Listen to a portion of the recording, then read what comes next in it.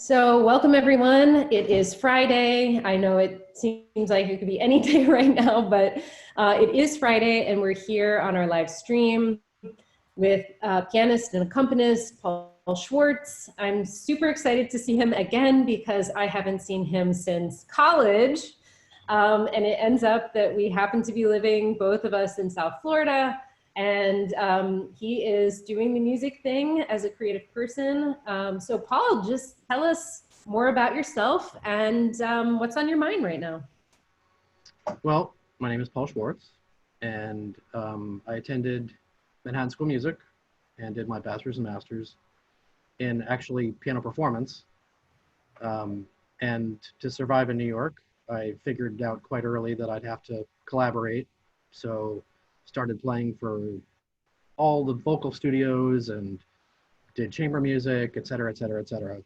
So, and then I'm from Miami, and after I graduated, I stayed in New York for a bit and freelanced and moved back down to Miami in 2003. And God, I've done a plethora of working with different organizations. Like I was working at the University of Miami, working at the New World School. Now I'm rehearsal pianist with Florida Grand Opera, and have church gigs. So I play organ, piano, I play opera and theater, and I collaborate with every instrument. So that's sort of in a nutshell in terms of my quote unquote career. And I'd say like I've been really called to along the way as I've been doing work on myself, spiritual work and my own process. I've found how much that's informed my playing. And I've found how much that's informed my playing in a majorly positive way in dealing with my fears and dealing with ego and dealing with what I feel obscures what I call my, I don't want to say just my own intrinsic greatness, but anyone's intrinsic greatness, and how that, unless we sort of explore what that obscuring is, then we don't really sort of move through it. So, you know, I'm on a path. I don't ever assume that path is going to end or that process is going to end. So it's an ongoing exploration. I love that. Thank you so much. I think there is something really spiritual about the making of art. And you know, like Kandinsky, I remember I read as part of my curriculum at Manhattan School, which of course is a conservatory. Has a humanities curriculum. There's no like English and math and science. There's none of that kind of thing, but they did kind of weave together the curriculum to follow the history of Western culture, from the music and the philosophy and everything. So Vasily Kandinsky, who's a visual artist, one of the books that I remember reading, and in the many Marie Kondo experiences I've had since then, actually that book always continues to spark joy. But he talked a lot about, you know, the spirituality in art. So I think for me, art is a very magical, mystical thing. And I think that's part of the reason people are drawn to it. But I know a lot of artists, whatever kind of art they make, are very spiritual. So you said you had some insights and some realizations from the spiritual point of view that have informed your creative life. Can you just talk a little bit more about how your spirituality helps you deal with fears and ego? I think fears are always something that we're thinking about, but especially now. Yeah. So how's that helping you kind of navigate and ground and whatever it's doing? I mean, I guess I'd say in a nutshell, I mean, so much has to do, I think, with identification with who we think we are. And when we identify with being a musician, let's say, to me, there's an inherent limitation to that. So if we see ourselves that way, then we're sort of looking through that lens, and everything we do is being viewed through that lens. So, and again, I can't really say, just in all honesty or transparency, that I know what we are, or, you know, there's a lot of talk about we're awareness and we're consciousness, and maybe we are those things, but I think we're more than those things. But I don't know if anyone can really say what we are. But I think if we see ourselves through this lens of everything and nothing, and really come from a what I would call a non-dual perspective, which to me is sort of, there's a neutrality to that, there's a freedom to that. And if we operate from that space, to me, then we can be a pure conduit for the music. So if I see myself as a musician, then I see myself as, you know, there's a lot of right and wrong with that. Like, am I interpreting this the right way? Am I interpreting it the wrong way? How can I do it right? So these dualistic perspectives to me really limit what we're capable of. So that's just an example. So I try to come from a space really of nothingness and allow the music in a sense to do what it wants to do with me as the medium. So, and that really just comes from with really quieting everything down, I'd say. Again, of course, like in another way I could talk about this, but I'm just nutshelling everything. But it's really a matter of coming from a, because I talk to so many people that the mind is constantly ruminating, and while they're playing, you know, they have this, you know, sort of green meanie on the shoulder, you know, just that wasn't very good, or that could have been a lot better, or why did you screw up, or whatever it may be. So I think even that, when we come from a perspective of quieting the mind, which I think does sort of need to be practiced in a sense, it needs to be cultivated. It's sort of like, you know, what they talk about creating new neuronal pathways. So, so I think habitually and default, what we typically do is we keep sort of repeating the same behavior, the same limiting behavior. So if we don't see through that, then we can't shift. So I'll give you an example. One of the things that I like to do before I play, even when I'm on stage, is to just take even 5 to 10 to 15 seconds and to just stop and to just key into what's actually happening in the moment. And that could be by listening what's happening in the room. It could be, you know, diving into the body, to sensation, to breath, and to just really quieting down, and then letting literally the music operate from that space. If that makes sense. I love that. Yeah, for sure. I love what you're saying about getting quiet. I had a personal transformation of my own about 2015, I want to say, where I actually started. I've had a meditation practice on and off since I was a freshman in college. So I met some people and learned about this thing called meditation, which I had never been exposed to, in the sit quietly and not just have your brain thinking in the sense that you're meditating on something you've read or something like that, or things that you've done wrong. You know, I don't know about if you ever had to sit in a corner, but I had to think about what I did. So that kind of meditation was not the kind of meditation I was used to.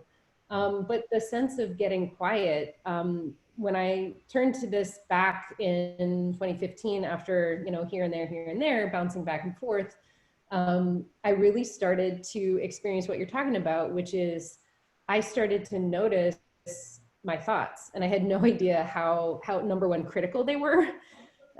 Very much like filled with guilt and shame and self-criticism, and just like, I don't know, almost anger toward myself when I thought I got something so wrong or hurt somebody's feelings. And I had no idea that my thoughts were so present. I had no idea what the quality of them was, and that it wasn't exactly what you wanted to share with anybody. Yesterday, Patty Swow was on, and she was talking about the shadow, and shadow comes from places of pain. And I just realized, like, I was causing myself pain, almost re-traumatizing myself with my thoughts. But until I got quiet enough, I had no idea what was going on there. So from a place of quiet, I know I was able to welcome in new layers of understanding and actual compassion for myself and my own human journey. And an understanding then that, you know, we're all on this journey. And in that way, we are one. You know, we are all wanting to be happy and successful and do things of worth and value. So I totally resonate with what you're saying about quiet, you know. Yeah, and even I think, again, there's so much talk about with, let's say, with interpretation. I try to operate from a place of nothing preconceived. So, you know, but if you think about it, when people have an idea of this is how I want to perform, you know, I mean, there's even a lot of talk about intention, and intention being, now of course this is just my own opinion, but intention sort of being seen as a positive thing. But to me, intention still has this idea of how you want it to turn out. So there's still this operating from the future in a way. And so for me, I even try to let go of intention, because how am I to know? I don't typically use the label God, but I use the term intelligence, or whatever you want to call it, universal energy, Brahman. So for me, it's simply allowing, I think the universe knows better than I do in terms of if I want to say what should happen. So I just give myself over. I literally just surrender. And I think, again, surrender can be defined in different ways, but for me, surrender is such a beautiful thing. Mm. And when I surrender to the music, to me, there's such a different experience than me operating from the space of, am I doing what I want to do, what I've intended to do? Because then I'm just creating a separation again. Like, there's me, and then there's what I want to do, as opposed to I'm the doing and I'm the being. I'm embodying the music. I am the music, in the sense of when there is no duality. Mm. So I hope that's not too abstract. Total nothingness, that total unity. Yeah. I love what you're saying also, because I feel like the world right now has been forced into kind of like this surrender, right? We are giving up a lot of personal freedom for the greater good. And to me, that's called kind of like world peace in some way. I know we're not there yet by any means, but when you're actually willing to take something that is affecting you personally and kind of like surrender to the whole, and we are all accepting what we're being asked to do, which I think is kind of a beautiful thing. So you're talking about this kind of like acceptance and surrender and being completely present in music. How are you also translating that to kind of like life off the stage or outside the practice room? Well, I mean, I try, and of course, I'm by no means perfect in how I apply this or not. But I mean, even going through all this, what we're all sort of going through now, and I definitely have my moments of futurized thinking, of fear, about what's going to be, what's going to be with art, what's going to be with my career, how am I going to survive?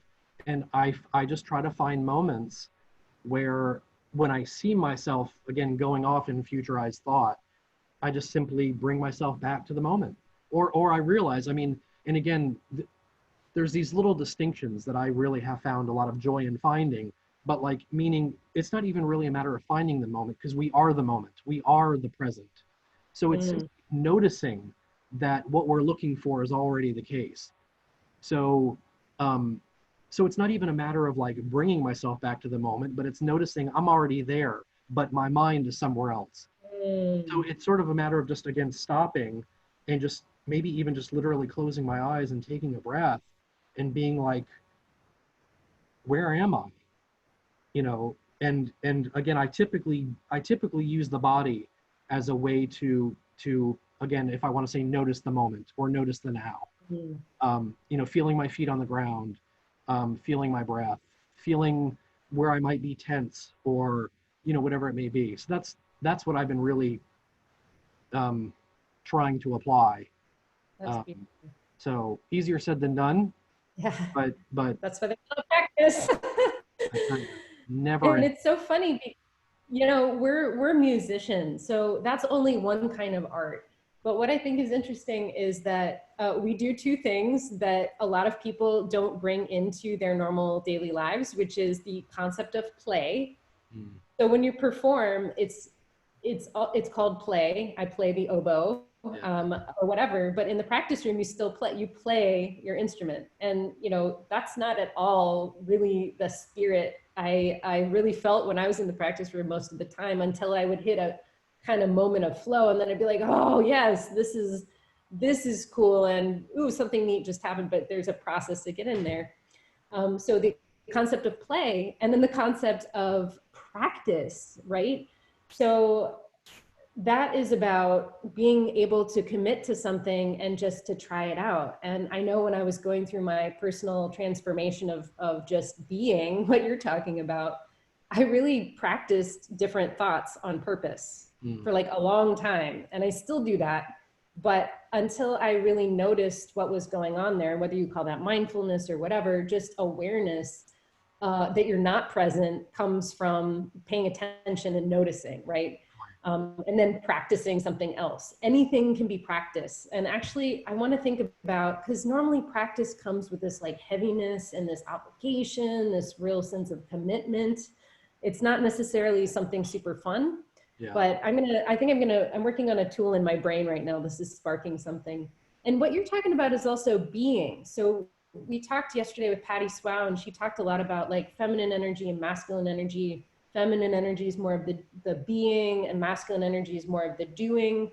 So it's neat to think about how when you're performing, which again is a very specific kind of art, visual art is different. There's some elements that are the same, but you're talking about being and doing at the same time. And I think that's like kind of a cool, special thing. I think athletes go through that too. But I don't know, is that sparking anything for you? Well, what actually would spark something was something that you just said before about the practicing and the playing. Let me see how I can.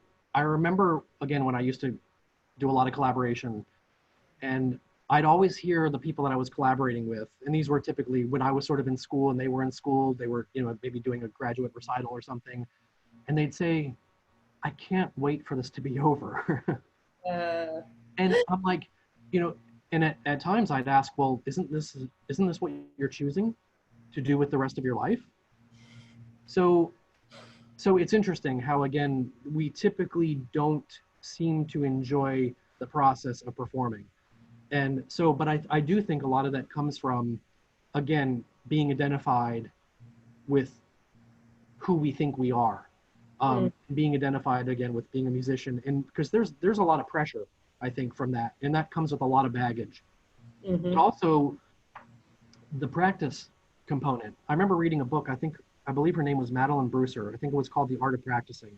If I am not mistaken, I can clarify that. But she used to talk about, and it's interesting because I never had heard this anywhere else, and it's such an easy concept, but she talked about practicing performing. And it's something we never do. I mean, as a whole, like so many people that I've spoken to, and they always practice and practice and practice. And then, so I said to them, well, then ultimately what you're doing is when you're getting on stage, all you're doing is practicing for a bunch of people. You know, so like, how does practicing turn into performing? So it's really a matter of, I mean, again, I mean, of course, it's not easy to gear up in the same way that we would in an actual performance. But I think even the idea of running through a piece without stopping, with noticing how, again, when we make a mistake, if we make a mistake, how we talk to ourselves, and again, cultivating that kind of mindfulness, as you said, but also that's where we adapt. You know, because again, I see so many people that the minute they make a mistake, they're all flustered and kerfuffled, and you know, it's like the way that they sort of react to that is sometimes can be pretty obvious. Yeah. But I think when we practice performing and we learn to adapt, it's a totally different experience.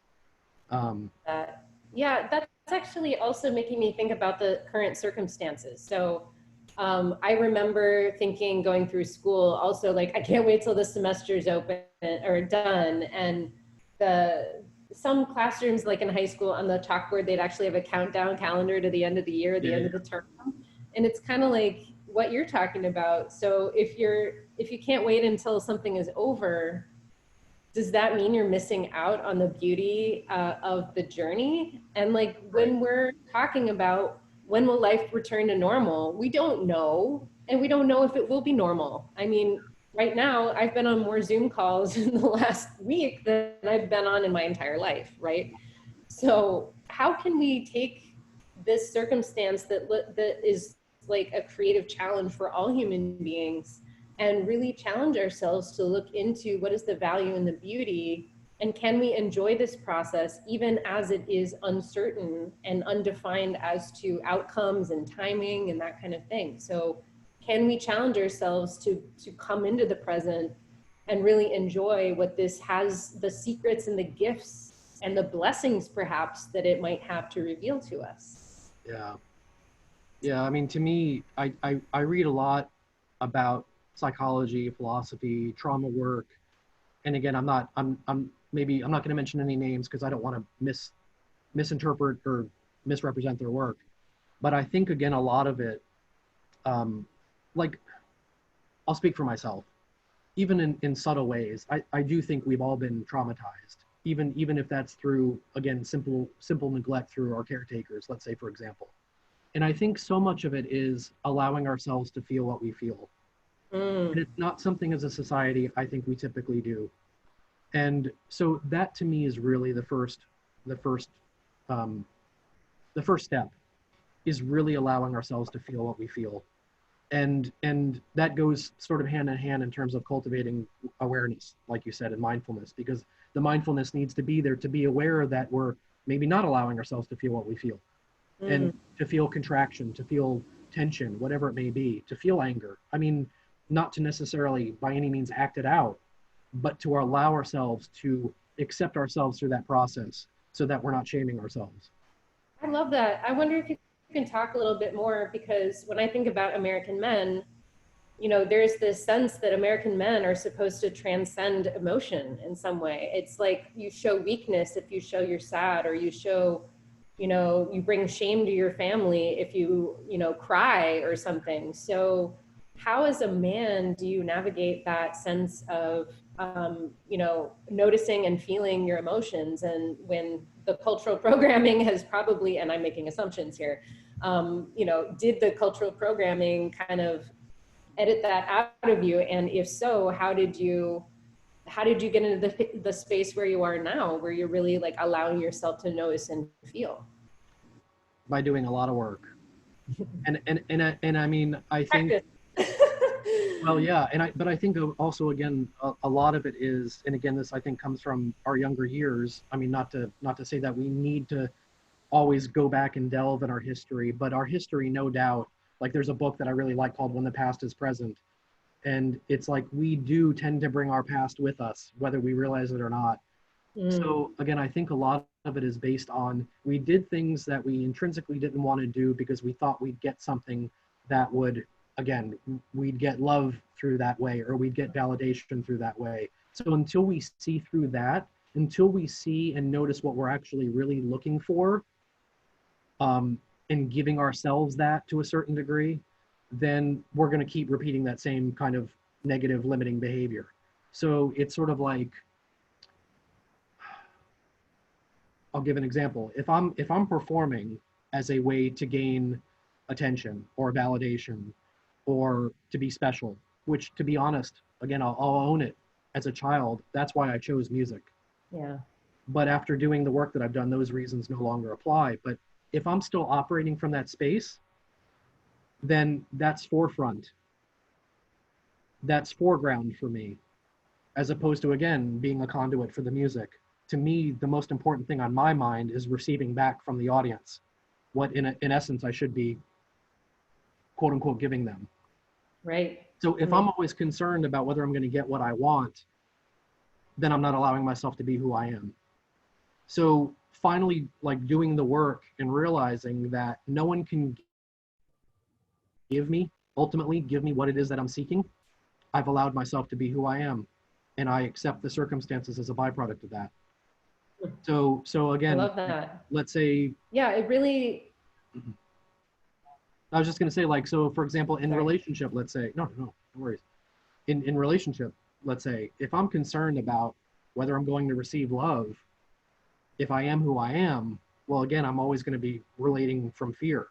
Yes. But I'm at the point now where if someone can't accept me as I am, it's all good. So I can then accept myself and be who I truly am. So that comes with me expressing emotion and I think yeah. that's also about, so you bring up an interesting thing, which is why do people choose at least performing art? There is definitely like a reward. You get noticed, you get applause. But there's also work in thinking about who is the recipient of this. And is this like an exchange and a co-creation? Or is this something I do for praise? Is this something I do for love and affection? And then realizing kind of like, what's your responsibility as an artist and as a creative person? Is it to accept praise for the work you've done? Or is it something more, which is you're there creating and sharing regardless of what happens coming back to you? And as a human being, if you're okay with being you, it doesn't really matter what anyone else has to say. But that's not something that we have necessarily practiced in our culture, being self-sufficient and not needing other people to constantly give us love or deny us love, and being obsessed with this external kind of validation. I think, I know early on in my career, you just, you talked basically my experience, which is like, I got seen in a way that it was a different level and a different sense of feeling like I was contributing and being an important person. Yeah. But then the reasons that I kept going started to be different. And now just seeing the way that my career keeps transforming, it is very much different, but I know I have changed. So can you talk, and we have about a couple minutes left, but can you talk a little bit more about how your motivations have changed and shifted as you've learned? And obviously you're doing the work, wanting to and working to be a better human being day in and day out, practicing, right? But yeah, what does that look like, and how have you weathered the journey throughout the time? Well, I think you said something beautiful in terms of the co-creation. And I think that is really truly part of it, because there is no separation between performer and audience, obviously. So it is a co-creation. And I think what happens is, it's not that we don't, as a byproduct, for example, like if I'm performing and I receive praise, it doesn't mean, that's not why I'm doing it, but it doesn't mean that I can't acknowledge it and I can't appreciate it. But it's just that reason no longer applies as to why I'm doing it. So it is a motivation. Mm. But simply, I would say, again, it comes down to, it's not that you try to change, but you change as a byproduct of doing the work. And you change via feeling what you're feeling, and you change via inquiry. And I'll leave, there was Carl Rogers once said, the curious paradox is that when I first accept myself as I am, I can then change. So you don't change because you want to change, but change happens. And change happens as a byproduct of, and again, in a nutshell, doing the work and cultivating awareness, and again, allowing ourselves to feel what we feel and feeling what we feel, and doing that work. Change happens. So my motivation has changed without me looking it to change, or forcing it to change, or even wanting it to change. So That's so interesting. Also, there's this, I'm reminded of the law of entropy, which basically says, all systems break down in the end, and that is a natural order. So especially right now, we've been doing things away. And as an artist, what you learn and how you learn to be, it just makes sense that naturally things break down. Like we see forest fires are actually, helpful to plants. A lot of times it's part of the natural cycle. We're in Florida where, before we developed the land, like the flooding and then the draining of the land that would happen very naturally with the seasons, it was kind of like a micro cycle of entropy that happened all the time. But this is why we have ruins, right? So when we think about entropy and our own journeys as creative people, it's just interesting. It's like pinging this interest in me to think about how when things break down and you become more, things really are changing no matter what, because that's a law, so that's kind of interesting. yeah, it reminds me, again, I don't remember who said it, but it reminds me of, we have to first learn how to die to learn how to live. So I love that. That also reminds me, when you first learn to ice skate, the first thing you do is learn how to fall, right? yes, So. I wouldn't know, but I get it. Very good. Well, Paul, what a great conversation this has been. Thank you so much for taking time out of your day to join us, and looking forward to many more conversations now that I know that we both live here. So thank you again. And if anyone has any questions, feel free to email me, post on our social feeds, whatever it is. I am starting to post these also to YouTube, so check it out there. But thank you all for your time. Looking forward to seeing you next week. Thank you. Now I'm going to end. Stop the recording.